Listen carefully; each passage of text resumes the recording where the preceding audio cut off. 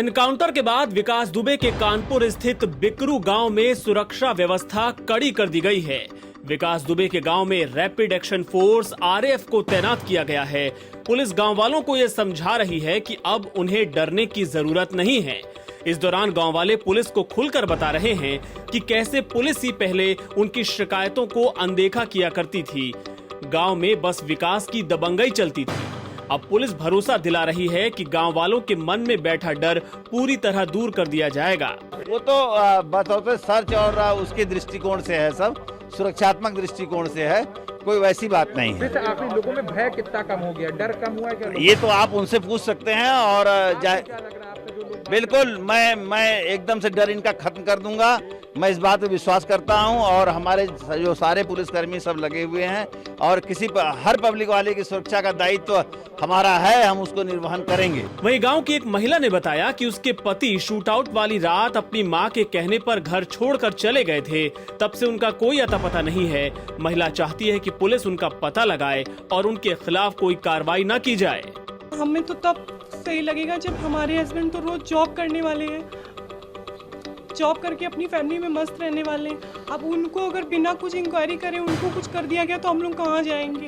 क्या मांग है आपकी? मेरी केवल ये मांग है, पुलिस इंक्वायरी करे, उन लोगों के सबूत, उन लोगों के बेगुनाह होने के सबूत पूरे मिल जाएंगे। वो लोग जॉब करके आए थे, मेरे हस्बैंड जॉब करके आए थे, रात में सो रहे थे।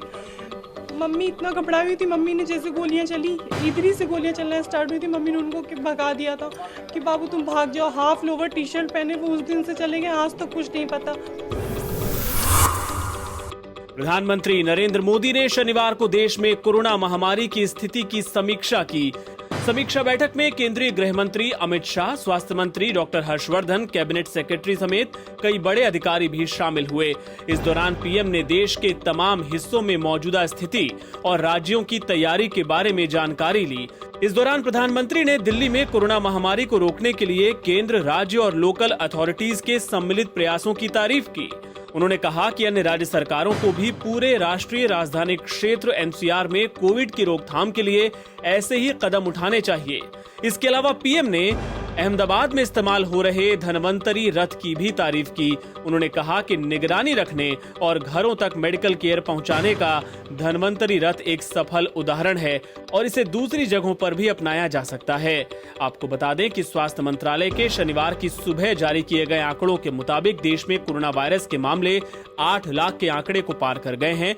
पिछले 24 घंटे में रिकॉर्ड 27,114 नए केस सामने आए, जबकि 519 लोगों की मौत के साथ मृतकों की संख्या बढ़कर 22,123 हो गई। देश में एक तरफ कोरोना वायरस के नए मामले आने का सिलसिला जारी है, तो दूसरी ओर कोरोना वायरस से संक्रमित लोग भारी संख्या में ठीक भी हो रहे हैं। केंद्रीय स्वास्थ्य मंत्रालय के आंकड़ों के मुताबिक देश में कोरोना से 5 लाख से ज्यादा लोग ठीक हो चुके हैं। आंकड़ों के मुताबिक अब तक 5,15,385 लोग ठीक होकर घर जा चुके हैं। अभी 2,31,978 एक्टिव केस हैं। देश का रिकवरी रेट 62.68% है। देश में कोरोना वायरस संक्रमण के एक दिन में रिकॉर्ड 27,114 नए मामले सामने आए और इसी के साथ देश में संक्रमण के कुल मामले शनिवार को 8 लाख के आंकड़े को पार कर गए। 4 दिन पहले ही देश में संक्रमणों के मामले की संख्या 7 लाख से ज्यादा हुई थी। स्वास्थ्य मंत्रालय के आंकड़ों में ये पूरी जानकारी दी गई है। आंकड़ों के मुताबिक शनिवार को देश में संक्रमण के कुल मामले 8,20,916 हो गए। वहीं पिछले 24 घंटे में 519 लोगों की मौत हुई। ये लगातार 8वां दिन है जब देश में कोरोना वायरस संक्रमण के मामले 22,000 से ज्यादा बढ़े। राजस्थान की कांग्रेस सरकार को गिराने की साजिश का पर्दाफाश होने के बाद अब मुख्यमंत्री अशोक गहलोत ने बीजेपी पर गंभीर आरोप लगाए हैं।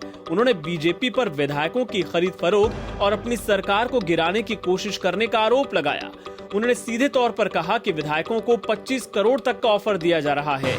गहलोत ने कहा कि कोरोना काल में भी बीजेपी ने इंसानियत की सारी हदों को पार कर दिया है। बीजेपी के नेताओं ने तो मानवता और इंसानियत की सारी हदें पार तोड़ दी है। क्योंकि एक तरफ तो हम जीवन और आजीविका बचाने में लगे हुए हैं और दूसरी तरफ ये लोग सरकार गिराने में लगे हुए हैं। मुझे व मेरे साथियों को, मेरे मंत्रिमंडल के साथी है, विधायक हैं, कांग्रेस के नेता हैं, सबको सरकार बचाने के लिए संघर्ष करना पड़ता है। हमारा ध्यान पूरी तरह कोरोना की जंग में होना चाहिए और उसी में हम लोग लगे हुए हैं। रोज हम रिव्यू मीटिंग करते हैं, वीसी करते हैं। पूरे राजस्थान के हर वर्ग से हमने वीसी करी है और ये लोग सरकार कैसे घिरे, किस प्रकार से तोड़फोड़ करे, खरीद फरोख्त करे, ये तमाम काम में लगे हुए हैं। मैंने देखा बीजेपी के नेताओं को, वैसे वाजपेयी जी भी प्राइम मिनिस्टर बने थे तब ऐसी बात नहीं थी। अब जो 14 के बाद देख रहा हूं कि इतना अहम घमंड आ गया है, अहंकार है, ये खुल के सामने आ गए। देश के सामने धर्म के नाम पर, जाति के नाम पर लोकतंत्र की हत्या करने में लगे हुए हैं। फासिस्ट इनकी सोच है। कांग्रेस के वरिष्ठ नेता दिग्विजय सिंह ने पार्टी के संगठन को फिर से मजबूत बनाने की बात करते हुए शनिवार को राहुल गांधी से आग्रह किया कि वो दोबारा पार्टी की कमान संभालें। इसके साथ ही दिग्विजय सिंह ने प्रधानमंत्री नरेंद्र मोदी को लेकर नरम रवैया रखने वाले कांग्रेस नेताओं पर निशाना साधा और सवाल किया कि जो राहुल गांधी और प्रियंका गांधी के आक्रामक रुख का समर्थन नहीं कर सकते, वो पार्टी में क्यों हैं?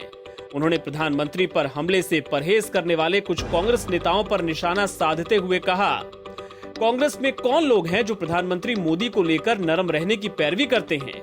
उनके पास ये साहस होना चाहिए कि वो पार्टी के भीतर या सार्वजनिक तौर पर अपनी बात रखें। सिंह ने कहा कि मैं निजी तौर पर राहुल जी और प्रियंका जी के आक्रामक रुख का समर्थन करता हूं। वो भारत और उत्तर प्रदेश में राष्ट्रीय हित के मुद्दों को उठा रहे हैं। अगर कांग्रेस के कुछ नेता इसकी सराहना नहीं करते तो फिर वो कांग्रेस में क्यों हैं? दिग्विजय ने कई ट्वीट किए। एक ट्वीट में उन्होंने कहा कि मैं चिदम्बरम की सराहना करता हूं कि झूठे आरोप में जेल जाने के बाद भी वो झुके नहीं। उन्होंने कहा कि कांग्रेस को राहुल और प्रियंका के बहुआयामी नेतृत्व की जरूरत है। दोनों नेताओं में इतना दम और साहस है कि वो मोदी और शाह की जोड़ी का मुकाबला कर सकते हैं।